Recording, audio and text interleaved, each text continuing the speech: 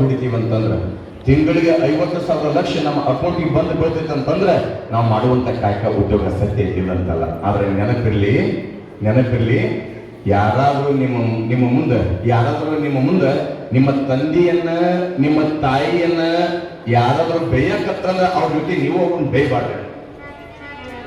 ಯಾರಾದ್ರೂ ಬಂದ್ರೆ ನಿಮ್ಮ ಅಪ್ಪ ಹಂಗಿತ್ತು ನೋಡ್ರೆ ನಂಗೆ ಗೊತ್ತಿತ್ತು ನಿಮ್ಮ ಅಪ್ಪ ಹಿಂಗೆ ಹಾಕ್ತಾನ ಅಂದ್ಕೊಳ್ಳಿ ಅವ್ರು ಮಾಡ್ಕತ್ತಲ್ಲ ಅಂತ ತಿಳ್ಕೊಂಡು ಅವ್ರ ಮುಂದೆ ನಿಮ್ಮ ಅಪ್ಪನ ಬೇಯಕ್ಕೆ ಹೋಗ್ಬಾರ್ರಿ, ನಿಮ್ಮ ಮಗನ ಬೇಯಕ್ಕೆ ಹೋಗ್ಬೇಡ್ರಿ. ಯಾಕ ಅವ್ರು ಇತ್ತಿತ್ಲಾಗ ಬಂದಾರ 9 ತಿಂಗಳ ಗದ್ದು ಇಟ್ಕೊಂಡು ಭೂತಾಗಿ ಗರ್ಭಕ್ಕೆ ಕೊಟ್ಟಂತ ತಾಯಿ ಆದ್ರ ನಿನ್ನ ಹುಟ್ಟು, ನಿನ್ನ ಆರೈಕೆ, ಒಂದು ತುತ್ತು ಅನ್ನ, ನಿನಗ ಬಟ್ಟೆ, ನಿನ್ನ ಹಾಕಿ ದೊಡ್ಡ ಮಾಡಿದ ಅವ್ರ ತಂದೆ.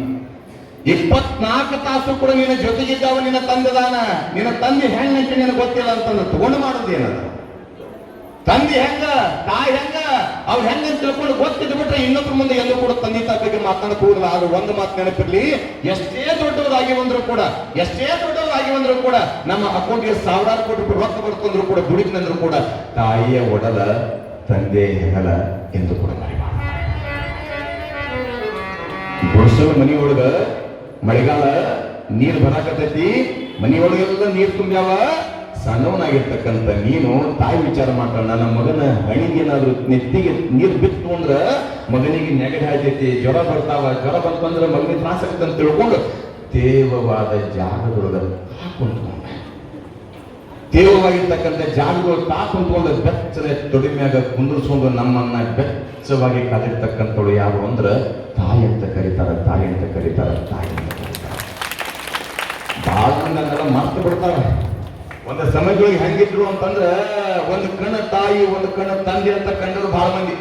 ಒಂದು ಕಣ್ಣ ತಾಯಿ, ಒಂದು ಕಣ್ಣ ತಂದೆ ಅಂತ ತಿಳ್ಕೊಂಡು ಕಂಡರು ಬಹಳ ಮಂದಿ. ಇವತ್ತಿನ ದಿನಮಾನಗಳು ಹೆಂಗೈತೆ ಅಂದ್ರೆ ಮದುವೆಯಾಗಿ ಬಂದ ತಕ್ಷಣ 2 ಕಣ್ಣಾಗ ಹೆಂಡತಿನ ಕಾಣ್ತಾರೆ ಬಹಳ ಮಂದಿ. ನಾವ್ ಎಂತ ಕೋಟಿ BMW ಕಾರ್ನಾಗ ಅಡ್ಡಾಡ್ತೀವಿ ಅಂದ್ರೂ ಕೂಡ ನೆನಪಿರ್ಲಿ, ಸಣ್ಣವರಿದ್ದಾಗ ಅಪ್ಪನೇ ಹೆಗಲ ಮ್ಯಾಗ ಕುಂತ್ಕೊಂಡು ಹೊಂಟಿವಿ ಅಂತಂದ್ರ ನಮ್ಮ ಇಡೀ ಊರಿ ಅಲ್ಲ, ನಮ್ಮ ಇಡೀ ಅಕ್ಕಪಕ್ಕ ಜಿಲ್ಲಾಕನ ಪೈಲ್ವಾನದಾನ, ಬಂಗಾರದ ಗದ ಗೆದ್ದಾನ, ಬೆಳ್ಳಿ ಕಡಗ ಗೆದ್ದಾನ, ಅವ ಎದುರಿ ಬರ್ತಾನಂದ್ರು ಕೂಡ ತಂದೆ ಇರತಕ್ಕಂತ ಆನಿ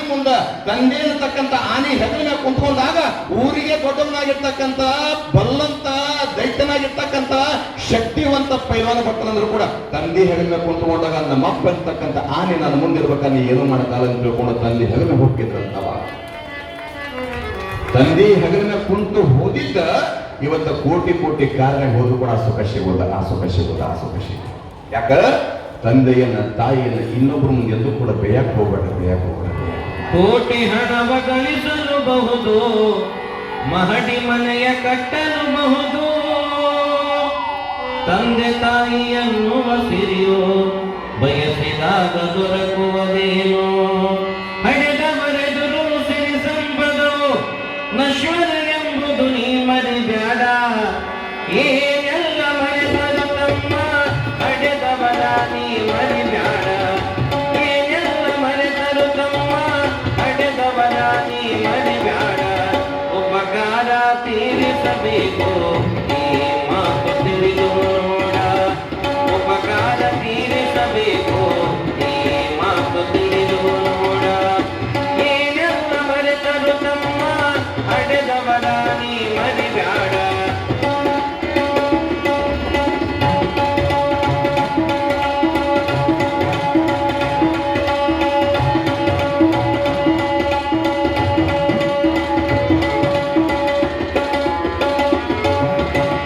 ಕೋಟಿ ಹಣವ ಗಳಿಸಲುಬಹುದು, ಮಹಡಿ ಮನೆಯ ಕಟ್ಟಲುಬಹುದು. ಕೋಟಿ ಹಣವ ಗಳಿಸಲುಬಹುದು, ಮಹಡಿ ಮನೆಯ ಕಟ್ಟಲುಬಹುದು, ತಂದೆ ತಾಯಿಯನ್ನು ಸಿರಿಯೋ ಬಯಸಿದಾಗ ದೊರಕುವುದೇನು. ಹಡೆದವರೆದುರು ನಗುತ್ತಲೀರಲು, ಹಡೆದವರೆಂದು ನಗುತ್ತಲೀರಲು, ನಿನ್ನಯ ಬಾಳಿನ ಸಿರಿ ಸಂಪದವು. ಏನೆಲ್ಲ ಮರೆತರು ತಮ್ಮ ಹಡೆದವರ ನೀ ಮರಿಬ್ಯಾಡ. ಉಪಕಾರ ತೀರಿಸಬೇಕು ಈ ಮಾತು ತಿಳಿದು ನೋಡ.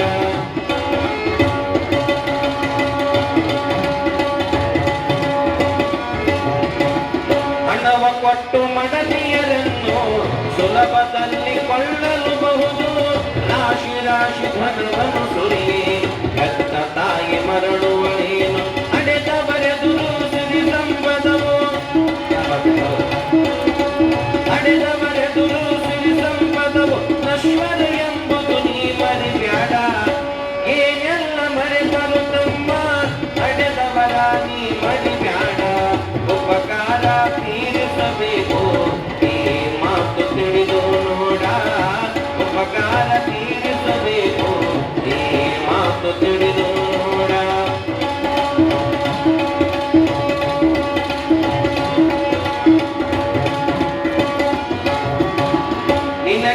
ಜನ್ಮ ಕೊಟ್ಟಳು ತಾಯಿ ಬೇಡಿದನ್ನು ಕೊಟ್ಟ ತಂದೆ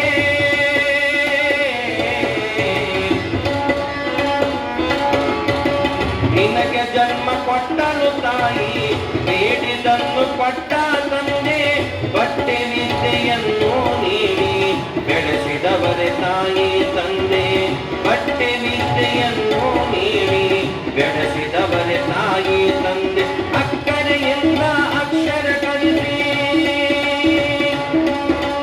ಅಕ್ಕರೆಯಿಂದ ಅಕ್ಷರ ಕಲಿಸಿ ನಿನ್ನನ್ನು ಜಗಕ್ಕೆ ತಂದರು ನೋಡ ಏನೆಲ್ಲ ಮರೆತರು ತಮ್ಮ ಅಡೆದವರ ನೀ ಮರಿಗಾಡ ಉಪಕಾರ ತೀರಿಸಬೇಕು ಈ ಮಾತು ತಿಳಿದು ನೋಡ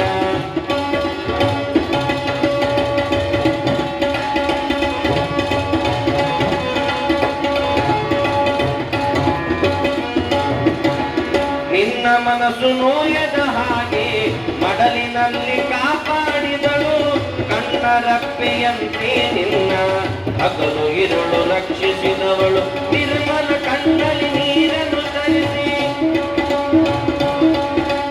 ನಿರ್ಮಲ ಕಣ್ಣಲ್ಲಿ ನೀರನ್ನು ತರಿಸಿ ಪಾಪದಿ ಕೋಪದಿ ಬೀಳಲಿ ಬ್ಯಾಡ ಏನೆಲ್ಲ ಮರೆತರು ತಮ್ಮ ಅಡೆದವರ ನೀ ಮರಿಗಾಡ ಉಪಕಾರ ತೀರಿಸಬೇಕು ಈ ಮಾತು ತಿಳಿದು ನೋಡ ಉಪಕಾರ ತೀರಿಸಬೇಕು ಈ ಮಾತು ತಿಳಿದು ನೋಡ ಈ ಮಾತು ತಿಳಿದು ನೋಡ ಈ ಮಾತು ತಿಳಿದು ನೋಡ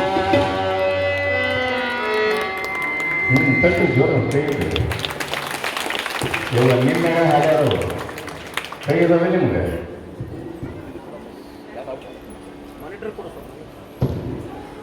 ಏನೆಲ್ಲ ಮರೆತರು ತಮ್ಮ ಹಡೆದವರ ನೀ ಮರಿಬೇಡ ಉಪಕಾರ ತೀರಿಸಬೇಕು ಈ ಮಾತು ತಿಳಿದು ನೋಡ ಅನ್ನೋ ಹಂಗ ತಂದೆ ತಾಯಿ ಸೇವಾ ಮಾಡ್ಬೇಕಂತ ಅದಂತ ದೊಡ್ಡ ಪುಣ್ಯ ಇನ್ನೊಂದಿಲ್ಲ. ತಂದೆ ತಾಯಿ ಬೈಯುವುದು ಸಹಜ, ಅವ್ರು ಬೈತಾರಂತ ತಿಳ್ಕೊಂಡು ಶಿಫ್ಟ್ ಮಾಡ್ಕೊಳ್ಳಲ್ಲ, ಅವ್ರು ಬೈತಾರಂತ ತಿಳ್ಕೊಂಡು ಇನ್ನೊಬ್ಬರ ಮುಂದೆ ನಮ್ಮಪ್ಪ ನಮ್ಮ ಅವನ ನಿಂದನೆ ಮಾಡುವುದು ಸರಿಯಲ್ಲ. ಯಾವಾಗ ಸಿದ್ದರಾಮೇಶನಿಗೆ ತಂದೆ ತಾಯಿ ಯಾವಾಗ ಬೇರು ಮುದ್ದು ನೋಡ ಹಿಂಗಂದ ತಕ್ಷಣ ಸಿದ್ದರಾಮೇಶ ಆಯ್ತು ಬಂದು ತಿಳ್ಕೊಂಡು ಬಂದ. ಯಾವಾಗ ಹೊರಗೆ ಬಂದ ತಕ್ಷಣ ಹೇಳ್ತೀನಿ ನೀವು ನಿಮಗ ಆಶ್ಚರ್ಯ ಏನು ಅಂತಂದ್ರೆ ಸಿದ್ದರಾಮೇಶ ವಿಚಾರ ಮಾಡಿ ಹಂಗಾರ ನಾವು ಗುಡಿ ಕಟ್ಟಬೇಕು ಶ್ರೀಶೈಲ ಮಲ್ಲಯ್ಯ ಬರ್ತೀನಿ ಅಂತ ಹೇಳ ನಾ ಗುಡಿಯನ್ನ ಕಟ್ಟಬೇಕಂತ ತಿಳ್ಕೊಂಡು ಯಾವಾಗ ಅಣ್ಣನಾಗಿರ್ತಕ್ಕಂಥ ಬೊಮ್ಮಿದೇವನ ಮುಂದೆ ಸಿದ್ದರಾಮೇಶ ಅನ್ನೋ ಮುಂದಾಗ ಬೊಮ್ಮಿದೇವನ ತಮ್ಮ ನೀ ಎಲ್ಲ ಗುಡಿ ಕಟ್ಟಬೇಕಂತ ಕರೆ ನೆನಪಿರ್ಲಿವ ಇಟ್ಟು ಚಂದ ಕಲ್ಲಿನ ಗುಡಿ ತಯಾರಾಗಿತ್ತಂತಂದ್ರ ಇಟ್ಟು ಚಂದ ಭವ್ಯವಾಗಿರ್ತಕ್ಕಂಥ ಭಾರವಾಗ ತಯಾರಾಗಿತ್ತಂತಂದ್ರ ಇದರ ಹಿಂದೆ ಕಣ್ಣಿ ಕಾಣುವಂಗ ಕಾಣಲಾರ್ದಂಗ ಸಾವಿರಾರು ಕೈಗಳು ಕೆಲಸ ಮಾಡಿವೆ ಅಂತ ತಿಳ್ಕೊಂಡ ಇಷ್ಟು ಮಠ ಬಹಳ ಚಂದ ಆಗೈತಿ, ಇಷ್ಟು ಮಠ ಬಹಳ ಚಂದ ಆಗೈತಿ. ಕೊಡೋರು ಬಹಳ ಮಂದಿ ಅದಾರ, ಆದ್ರೆ ದುಡಿಯೋರು ಬಹಳ ಕಡಿಮೆ ಅದ ಇವತ್ತಿನ ದಿನ ಮಂದೊಳಗ.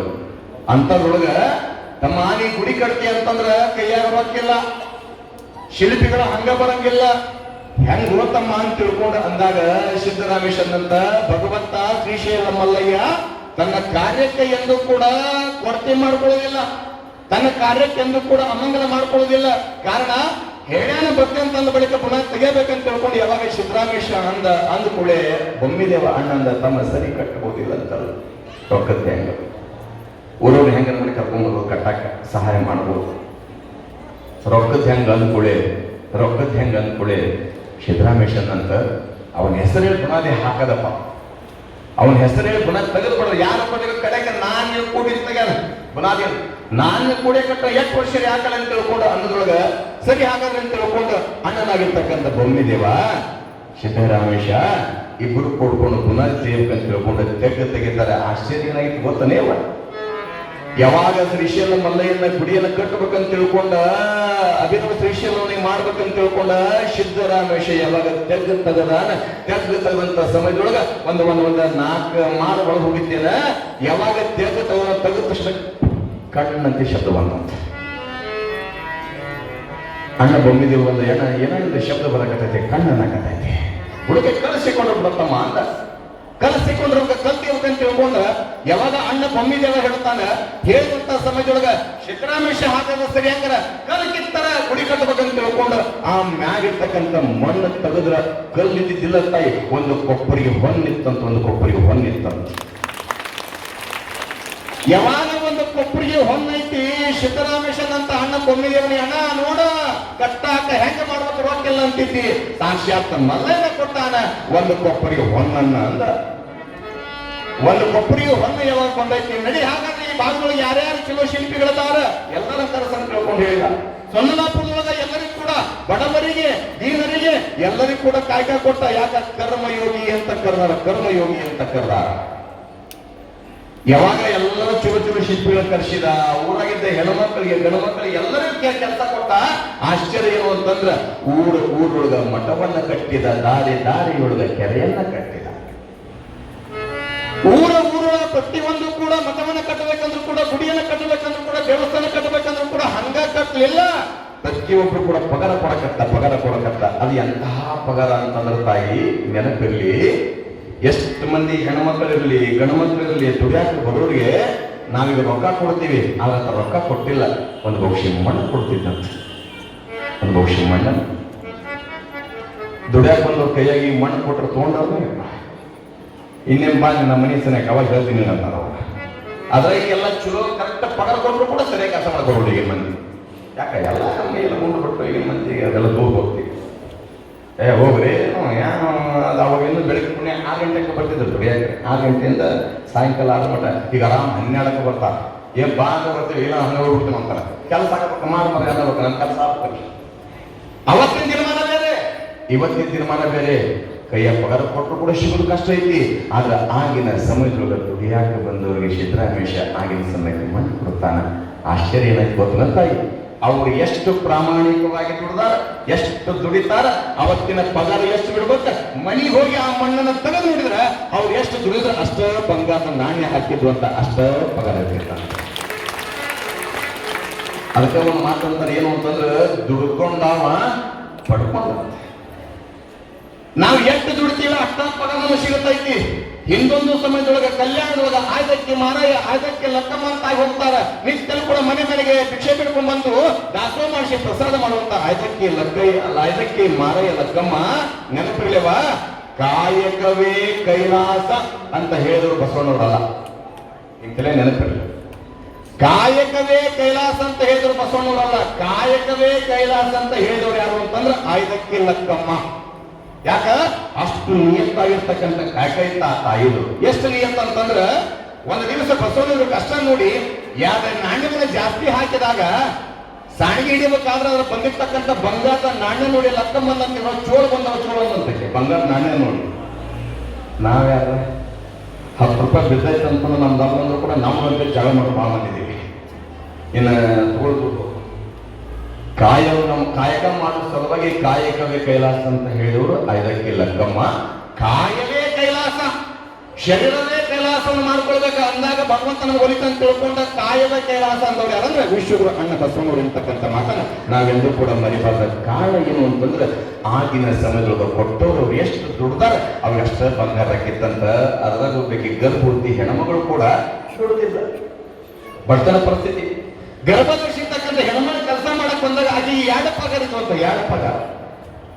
ಆ ಹೆಣ್ಮಗಳು ಬಂದು ಮೊದಲು ಸಿದ್ದರಾಮೇಶನಿಗೆ ಕೇಳ್ತಾಳೆಯಪ್ಪ ನನಗೆ ಪಗಾರ ಯಾಕೆ ಬಂದವ ಅಂದಾಗ ಸಿದ್ದರಾಮೇಶನ ದೈವ ನಿನ್ನೆ ದಿವಸ ಇಬ್ಬರು ದುಡಿದ್ರಿ ನೀವೊಂದು, ನಿನ್ನೆ ದಿವಸ ಇಬ್ಬರು ದುಡಿದ್ರಿ ಅಂದಾಗ ಯಾಕೆಂದ್ರಪ್ಪ ನಾವು ಒಬ್ಬಕ್ಕೆ ದುಡಿಯಕ್ಕೆ ಬಂದಾಗ ಇನ್ನೊಬ್ರು ಯಾರು ಅಂದಾಗ ನಿನ್ನ ಹೊಟ್ಟೆಯೊಳಗಿರ್ತಕ್ಕಂಥ ಶಿಶು ಸಹಿತ ದುಡಿತೇವ, ಅದ್ರ ಪಗಾರ ತಗೊಂಡು ಹೋಗಿ ಅನ್ನಂತ ಸಿದ್ದರಾಮೇಶ ಯಾಕೆ ಕಾಯ್ಕೊಂಡು ಬಂದವ್ರಿಗೆಲ್ಲರೂ ಕೂಡ ಯಾವಾಗ ಹಿಂಗೆ ನಾಣ್ಯ ಆಗ್ಲಿಕ್ಕತ್ತು ಆಗುವಂತ ಸಮಯದೊಳಗ ಕಾಣ್ಲಿಕ್ಕತ್ತ ಯಾವಾಗ ಬರ್ತಾನ ಶ್ರೀಶೈಲ ಮಲ್ಲಯ್ಯ ಅನ್ನೋದ್ರೊಳಗಾಗಿ ಒಂದ್ ದಿವಸ ಕನಸಿನೊಳಗೆ ಬಂದ ಶ್ರೀಶೈಲ ಮಲ್ಲಯ್ಯ ಹೇಳಿಬಿಟ್ಟ, ತಮ್ಮ ಇಂಥ ಜಾಗದೊಳಗ ಮಂದಾರ ಪುಷ್ಪದ ಪಕ್ಕದೊಳಗ ಜನ್ಮ ತಾಳ್ಬೇಕಂತ ತಿಳ್ಕೊಂಡು ಹೇಳಿದಂಗ ಸರಿ ಅಂತ ತಿಳ್ಕೊಂಡು ಬಂದು ನೋಡ್ತಾರ. ಬಂದು ನೋಡಿದಾಗ ಇನ್ನೇನಪ್ಪ ಆ ಮಂದಾರ ಪುಷ್ಪದ ಪಕ್ಕದೊಳಗ ಶ್ರೀಶೈಲ ಮಲ್ಲಯ್ಯ ಬಂದ ನನ್ನೊಳಗ ದೊಡ್ಡದಾಗಿರ್ತಕ್ಕಂಥ ಶಿಲೆ ಹೊಡಿತಂತ. ದೊಡ್ಡದಾಗಿರ್ತಕ್ಕಂಥ ಶಿಡಿಲೆ ಯಾವಾಗ ಹೊಡೆದ ಶಿಡಿಲು ಹೊಡೆದಂತ ಸಮಯದೊಳಗೆ ಏನು ಆತಂತಂದ್ರೊಳಗಾಗಿ ಆ ಮಂದಾರ ಪುಷ್ಪದ ಪಕ್ಕದೊಳಗೆ ಶಿಡಿಲ ಮುಖಾಂತರವಾಗಿ ಶ್ರೀಶೈಲದೊಳಗಿರ್ತಕ್ಕಂಥ ಮಲ್ಲಯ್ಯ ಸೊಲ್ಲಾಪುರಕ್ಕೆ ಬಂದೆ ಅಂತ ತಿಳ್ಕೊಂಡು ಸಾಕ್ಷಿ ತೋರಿಸಿದಂತ ಸಾಕ್ಷಿ. ಆಗಿಂದಾಗ ಸಿದ್ದರಾಮೇಶ ಹಿಂದೆ ಮುಂದೆ ನೋಡುವಾಗ ಭವ್ಯವಾಗಿರ್ತಕ್ಕಂಥ ಗುಡಿಯನ್ನು ಕಟ್ಟೇ ಬಿಟ್ಟ. ಗುಡಿ ಕಟ್ಟಿದ, ದ್ವಾರ ಬಾಗಲ ಕಟ್ಟಿದ. ಇಷ್ಟೇ ಅಲ್ಲ, ಕಾಯಕ ಮಾಡೋರಿಗೆ ಕಾಯಕ ಕೊಡ್ಬೇಕಂತ ತಿಳ್ಕೊಂಡು ಅಲ್ಲಿ ಎಲ್ಲರೂ ಕೂಡ ಕೆಲಸ ಕೊಡ್ಬೇಕಾದ್ರೆ ಗುಡಿ ಕಟ್ಟುವಂತ, ಕೆರೆ ಕಟ್ಟುವಂತ ಮಂಟ ಇವತ್ತಿದ್ದ ಕೆರೆನ ಮುನ್ಸ ಕಟ್ಟಿ ನಾವೆಲ್ಲ ನೆನಪಿರ್ಲಿ. ಇಲ್ಲೆಲ್ಲ ನೀವೆಲ್ಲ ಪುಣ್ಯ ಮಾಡ್ರಿ, ಅವ್ರು ನಿಮ್ ಕಡೆ ನೀರಿನ ಕೊರತಿಲ್ಲ, ಭಾಳ ಪುಣ್ಯ ಮಾಡ್ರಿ. ಹಂಗಂತ ತಿಳ್ಕೊಂಡು ನೀರಿಗೆ ಹೆಂಗ್ ಬೇಕಂತ ಚೆಲ್ಲಕ್ ಹೋಗ್ಬೇಡ್ರಿ. ಇವತ್ತಿದ್ದ ನೀರು ಮುಂದಿನ ಪೀಳಿಗೆ ಬರ್ಬೇಕನ್ನಂಗಿತ್ತಂದ್ರೆ ಹಿತವಾಗಿ ನೀರು ಬಳಸ್ತಾರೆ. ನಮ್ಮ ಬಾಳದ ಬರೀ ಗೆದಿನಾಗ 15 ದಿವಸಕ್ಕೊಮ್ಮೆ ನೀರು ಬಿಡ್ತಾರೆ, 15 ದಿವಸಕ್ಕೊಮ್ಮೆ. ನೀವು ಭಾಳ ಪುಣ್ಯ ಮಾಡ್ರಿ. ಯಾಕೆ ಶ್ರೀಮಪ್ಪ ಮಲ್ಲಿಕಾರ್ಜುನ ಸನ್ನಿಧಾನದಾಗ ಇದ್ದೀರಿ, ನೀವು ಭಾಳ ಪುಣ್ಯ ಮಾಡ್ರಿ. ಆಶ್ಚರ್ಯ ಏನು ಅಂತಂದ್ರೆ ಕೆರೆ ಕಟ್ಟಕತ್ನಲ್ಲ, ಒಂದು ನಿಯಮ ಹಾಕೊಂಡ್ರು ಸಿದ್ದರಾಮೇಶ. ಏನು ಅಂತಂದ್ರೆ ಯಾರ ಬಂದ್ರು ಕೂಡ ಹಂಗ ಯಾರು ಕೂಡ ಇರಂಗಿಲ್ಲ, ಕೆಲಸ ಮಾಡ್ಬೇಕ. ವಯಸ್ಸಾದವರು ಕೆಲಸ ಮಾಡ್ಬೇಕ, ವಯಸ್ಸಿದ್ದವರು ಕೆಲಸ ಮಾಡ್ಬೇಕು. ಗುಡಿ ಕಟ್ಟೋರು ಗುಡಿ ಕಟ್ಬೇಕ, ಕೆರೆ ಕಡಿಯೋರು ಕೆರೆ ಕಡಿಬೇಕ, ಬೀಸೋರು ಬೀಸ್ಬೇಕಂತ ತಿಳ್ಕೊಂಡು ಯಾವಾಗ ಸಿದ್ದರಾಮೇಶ ಒಂದು ಕಾಯ್ಕೆ ಒಟ್ಟಿದ, ಯಾರು ಕೂಡ ಹಂಗ ಕಾಣಂಗಿಲ್ಲ. ಹಂಗ ಕಾಣದಿರುವಂತ ಸಮಯದೊಳಗ ದೊಡ್ಡದಾಗಿರ್ತಕ್ಕಂಥ ಕೆರೆಯನ್ನು ಏನು ಕಟ್ಟತಾನ ಸಿದ್ದರಾಮೇಶ. ಆಗಿನ ಸಮಯದೊಳಗ ಸಿದ್ದರಾಮೇಶ ಯಾವಾಗ ಕೆರೆಯನ್ನ ಕಟ್ಟ್ಯಾನ, ಕೆರೆಯನ್ನ ಕಟ್ಟಿದಂತ ಸಮಯದೊಳಗ ಗಂಗಾ ಮಾತೆ ಯಾವಾಗ ಚಿಲ್ ಅಂತ ಚಿಮ್ಮತಾಳ, ಚಿಮ್ಮಿದಾಗ ಸಿದ್ದರಾಮೇಶ ಅಂತನಂತ ಈ ಗಂಗಾ ಮಾತೆಯೊಳಗ ಯಾರು ನಿಂತಾರ, ಈ ಗಂಗಾ ಮಾತೆಯೊಳಗೆ ಯಾರು ಸ್ನಾನ ಮಾಡ್ತಾರ, ಈ ಗಂಗಾ ಮಾತೆಯನ್ನು ಯಾರು ಸ್ವೀಕಾರ ಮಾಡ್ತಾರ, ಅವರ ರೋಗ ರುಜಿನಗಳೆಲ್ಲವೂ ಕೂಡ ದೂರ ಅಂತ ತಿಳ್ಕೊಂಡು ಸಿದ್ದರಾಮೇಶ ಆ ಕೆರೆಗೆ ಆಶೀರ್ವಾದ ಮಾಡ್ತಾನ. ಯಾವಾಗ ಕೆರೆಗೆ ಆಶೀರ್ವಾದ ಮಾಡಿದ, ಒಬ್ಬರ ಇಬ್ಬರ ಜಡ್ ಇದ್ದವರು, ರೋಗ ಇದ್ದವರು, ಪಾರ್ಶಿ ಹೊಡೆದವರು ಎಲ್ಲರೂ ಬರೋದು ಜಳಕ ಮಾಡೋದು ಹೋಗುದು, ಎಲ್ಲರೂ ಬರೋದು ಜಳಕ ಮಾಡೋದು ಹೋಗುದು. ಅವ್ರಿದ್ದಾಗ ರೋಗ ಮೈನ ಬಾಳ ಇರ್ತೈತೆ, ಅದು ಜಳಕ ಮಾಡ್ತೀವಿ, ರೋಗ ಎಲ್ಲ ಮಾಯಾಗಿ ಹೋಗುದು. ಹೀಗೆ ಯಾವಾಗ ಸಿದ್ದರಾಮೇಶ ಆಶೀರ್ವಾದ ಮಾಡಿದ, ಎಲ್ಲರೂ ಕೂಡ ತಮ್ಮ ಕಾಯಕ ಮಾಡಕತ್ರು. ಮಾಡುವಂತ ಸಮಯದೊಳಗ ಅಲ್ಲೊಂದು ಸಣ್ಣ ಸಂದರ್ಭ ನಡೀತು. ಒಂದು 8 ಮಂದಿ ಬ್ರಾಹ್ಮಣರು ಬಂದ್ರಲ್ಲಿ. ಯಾಕ ಈ ನೀರೊಳಗೆ ಸ್ನಾನ ಮಾಡಿದ್ರೆ ಪಾವನ ಆಕಾರ ಅಂತ ತಿಳ್ಕೊಂಡು ಹೇಳ್ಯಾರ, ಈ ನೀರೊಳಗೆ ಸ್ನಾನ ಮಾಡಿದ್ರೆ ಪವಿತ್ರ ಆಕಾರ ಅಂತ ತಿಳ್ಕೊಂಡು ಹೇಳ್ಯಾರ. ಹಾಗಾದ್ರೆ ನಾವು ಇಲ್ಲಿ ಸ್ನಾನ ಮಾಡ್ಬೇಕಂತ ತಿಳ್ಕೊಂಡು ಸಿದ್ದರಾಮೇಶ ಕಟ್ಟಿದ ಕೆರೆ ಒಳಗೆ ಸ್ನಾನ ಮಾಡಕಂತ ಬಂದಾರ. ನೀರೆಲ್ಲ ಹೊರತಿರ್ಬೇಕಾದ್ರ ಅವರಂದ್ರು, ಅಲ್ಲ ಸಿದ್ದರಾಮೇಶ ಕೆರೆ ಕಟ್ಟ್ಯಾನಂತ, ಈ ನೀರೊಳಗೆ ಸ್ನಾನ ಮಾಡಿದ್ರ ರೋಗ ರುಜಿನ ಹೋಗ್ತಾವಂತ, ಪಾಪಗಳು ಕೂಡ ದೂರ ಆಗುತ್ತಂತ. ಸ್ನಾನ ಮಾಡಕ್ ಬಂದ್ರೆ ಈ ನೀರು ಬರೀ ಹೊಲಸೈತೆಪ್ಪ ಮರೆಯ, ಇದು ಅಂತ ಕೆರೆ ಅಂತ ಅವ್ರು ಅನ್ಕೊಂಡ್ರು. ಅವ್ರ ಮನಸ್ಸು ಅನ್ಕೊಂತ, ಅವ್ರ ಮನಸ್ಸು ಹಿಂಗ ಯಾವಾಗ ಅನ್ಕೊಂಡಾಗ ಆಗ ಬಂದ ಬಿಟ್ಟು ಮತ್ತ ಹೆಂಗಿದ್ರೆ ಜಾತ್ರೆ ಮಾಡಾಕಬೇಕು ನೋಡ, ನಮ್ಮ ಪಾಪ ಹೋಗುತ್ತೆ ಅಂತ ತಿಳ್ಕೊಂಡು ಅವ್ರು ಸ್ನಾನ ಮಾಡಿ ಮ್ಯಾಲ ಬಡದ್ರೊಳಗ ಮೆಟ್ಲ ಹತ್ತದ್ರೊಳಗ ಒಂದು ಕಾಯಿ ಬಂದು ಆ ಬ್ರಾಹ್ಮಣರ ಕಾಯಿ ಮುಟ್ಟ, ಕಾಯಿ ಮುಟ್ಟ ಹೊತ್ತನ ಮಾಡಿಲ್ಲ ಮತ್ತೆ ಹೋಗಿ ಸ್ನಾನ ಮಾಡಿದ್ರು. ಮತ್ತೆ ಸ್ನಾನ ಮಾಡಿ ಮ್ಯಾಲ ಬಡದ್ರೊಳಗ ಮತ್ತ ಕಾಯಿ ಬಂದ ಮತ್ತೆ ಮುಡ್ತೇವ್ರ. ಅಯ್ಯೋ ನಾವು ಮೈಲಿಗೆ ಮತ್ತೆ ಹೋಗಿ ಸ್ನಾನ ಮಾಡಿ ಹಿಂಗ 5-6 ಸಲ ಅವ್ರ ಮ್ಯಾಲ ಬರೋಗ ಬಂದು ಕಾಯಿ ಮುಟ್ಬೇಕ, ಅವ್ರ ಮ್ಯಾಲ ಬರೋಗ ಬಂದು ಕಾಯಿ ಮುಟ್ಬೇಕ. ಇದೇನು ಅಂದ್ರೆ ಅವ್ರು ಇದೇನೊಳಗಾಗಿ ಅವ್ರು ಸ್ನಾನ ಮಾಡ್ಕೊಂಡು ಬರೋ ಕಾಯಿ ಮುಟ್ಬೇಕಂತ ಈ ವಿಚಾರ ಯಾರಿಗೆ ಗೊತ್ತಾಗ್ತು ಅಂದ್ರೆ ಸಿದ್ದರಾಮೇಶನಿಗೆ ಗೊತ್ತಾಗ.